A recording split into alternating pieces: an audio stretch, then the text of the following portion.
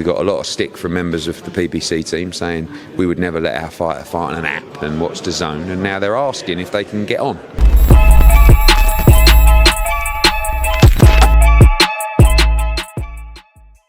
Pro boxing fans here in Liverpool, weigh-in is done. Jorge Linares, man, looks good, looks young. Yeah. What did you make of it? Yeah, Robert Diaz went to me, "You'll be seeing us again," and I was like, okay. I think I know that people just presume because he's coming to the end of his career, Jack will win. But this is outside of Josh Taylor, this is by far the best opponent Jack Catterall's ever fought. And with all due respect to Daryl Foley, he ain't Daryl Foley. Prime, nearly prime. But what you know is he's put everything into this camp, and he will give it everything tomorrow night. We'll get a great fight, and I think one that could go down to the wire. What's the plan for Jack? Obviously, as a fighter, when I ask him, he's not going to give me anything. He's focused on the fight, but yourself, what do you want for Jack? Yeah, he wants the biggest fights. Of course, every fighter wants to be a world champion, but outside of that, you want the big fights, you want the big money, you want the big nights. Really, if I'm Jack Catterall and I'm Sam Jones, I'm looking at two fights. One is the winner of Haney-Prograis, and the other one is Josh Taylor. I like both those fights. A lot comes down to the performance tomorrow as well. I said yesterday that eke a bit of pressure on these fighters a little bit to say that you want this and you want that, and you've got to deliver. We've delivered. We've given you Jorge Linares. There'll be nearly 7,000 people in the Echo Arena tomorrow. It'll be a big night. Go and show the world how good you are. And if he puts a dominant display in and looks fantastic, it really helps us to go back to mainly the broadcaster because of the momentum of the fans and say, we want to see that fight, and then it will get made. So if he performs well tomorrow, I do expect him to get one of those next. Cool. I did quickly want to move over. I've not got much time. I'm sure you've seen Ben Shalom's comments in regards to the comment that you made to TalkSport. Ben's obviously gone back on TalkSport. They asked him the question, they played your clip, and they said, what did you make of this? He said it's very damaging, it's nonsensical. When you're one of the biggest British fights in British boxing, to talk it down like that and to question one of our country's and most revered athletes, someone that is respected throughout the industry. I don't quite understand what I said, because I heard Dan Azeez on there the other day moaning that I said that he was faking his injury. They played my clip of me 2 weeks ago where I said, I've heard the fight's not happening. I think also when you went on drive with... I said what Spencer Oliver said. It's very unusual for a fighter to pull out on the Tuesday or Wednesday of a fight with an injury. Yeah? Very unusual. Don't forget, away from some people, I've been promoting now, I'm a bit of a veteran. I know that on fight week, to pull out with an injury on a Tuesday or Wednesday is very rare. It's happened to me, I don't know, I can't even remember the last time that fighters pulled out through injury on fight week. That's all I said. I never said Dan Azeez made up the injury. I don't believe it. They played my clip back where I told everyone this fight wouldn't happen. Now, I heard many different things about why the fight wouldn't happen. I'm not going to go into it because there's no need to,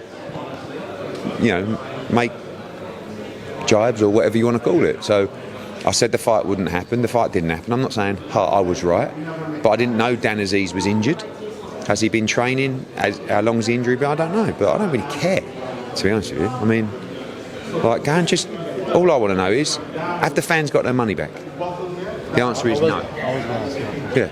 I mean, you imagine buying a ticket to a show, and then the show doesn't happen, and then they go, you can have a refund when we decide when the fight will be. Well, what if you don't even decide when the fight's going to be? And when we decide when the fight's going to be, then you can make your decision. It doesn't work like that, mate. The show's off. Give me my money back. Or announce the new date.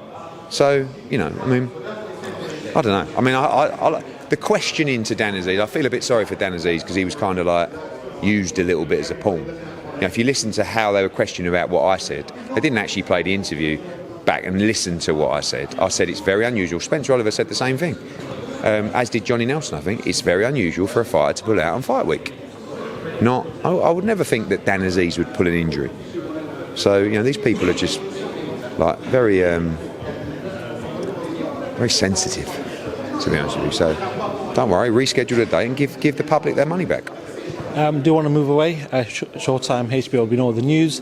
In regards to the PBC fighters, do you know what sort of going on with the contracts? Are they on a per fight basis, some of them, or is there anyone that interests you? I mean, yes, of course. I think some fighters will be on no contract, some fighters will be fight by fight, some fighters will have a multi-fight.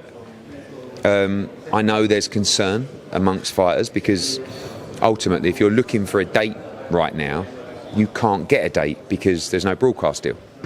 So there are a lot of fighters that are looking around for opportunities, but at the same time, we've got the amount of dates that means we can't just add 5 or 6 big names unless we get additional dates, which is also an option if we bring the right talent to the table. So I guess the main focus for PBC is to secure that broadcast deal and be able to go back to that talent and say, good news, don't panic, we've got a date for you.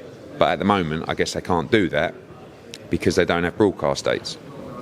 Have you heard of anything about Amazon getting involved? There is a rumour. Yeah, I heard. I mean, Amazon are obviously a player in live rights. Would they be a player in boxing? Maybe. I think that's a boxing rumour that probably has legs. Are they talking to DAZN? Yeah, definitely. I think a couple of years ago we recognised that the future of live sport, we believed, was streaming, and we made our move on the app. And we got a lot of stick from members of the PBC team saying we would never let our fighter fight on an app and watch DAZN, and now they're asking if they can get on. So it's very complimentary to the job that DAZN have done. They are the global home of boxing, and if we can bring PBC to the platform, it'd be fantastic for the channel. Just a final two from myself. Joshua Wilder isn't happening. We know the sort of what's gone on with it. The Saudis offered the money. Unfortunately, we know what happened with Skills Challenge. How do you sort of make that fight when they've seen certain numbers? For example, if they've seen 70 million per fighter get 70 million, I'm just throwing numbers to you, but now you've got to make the fight, they're only going to get 20 million. Yeah, how do you sort of bring them down to that? Because the thing in life, it never happened, did it? And it's a bit like when someone says, oh, I nearly made that, or I nearly won that, or you didn't though, did you? So it's all very well if the number was 70, for example. Oh, I was making 70 million. You weren't though, were you? Because it never happened. So I don't think from our side we understand that if the fight happens in a traditional venue, the money might not be the same, but it's still a huge amount of money. I mean, if you do that fight in Vegas, it does $25 million on the gate alone, plus 1 million pay-per-view buys in the UK, however many in the US. I mean, it's a massive fight. And there may be the offers coming in as well from similar territories for the same money that we've seen before. So we just have to explore that. I know that you guys ask me every day in the fan saying, what's happening? But it's not that we're not in a rush, but we also want to do the right deal. Do you know what I mean? And if that is going to be a fight in March or April in Vegas, so be it. If that's going to be a big site offer, so be it. And all those are being explored. How imperative is it that you get Joshua a valid opponent? A lot of people are saying, listen, he's had his warm-up fight against Franklin, now he needs an opponent that people are going to, you've said it yesterday, the reason why boxing needs to be a bit more attractive, we need to have them big fights. Age is probably one of the biggest stars in the UK, in the world, So how imperative is it that you get a valid opponent? It's imperative for him as well, because he wants the big fights, but he also wants to stay active. Well, when you talk about these other fights, it's really about the money. Fighters want this money, but if the fight doesn't generate that kind of interest, you're not going to receive that money. If the fighter's more realistic and says, look, I appreciate this is not a mega fight, but I want to fight. And AJ's kind of in that position where, we'll always make sure financially we do the best for him, but he's not, he wants to fight because he wants to improve, he wants to stay active, and he doesn't want to sit out till March or April. So we've got to look at the right opponent that appeals to the public, that improves him as a fighter, that gives him that momentum. But really, mega fights is what he wants. And 2024, hopefully we can get 2 or 3 of them.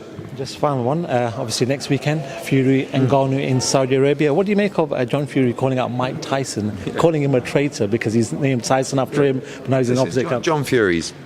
I hope John Fury is getting paid well, because he was fantastic on Misfits.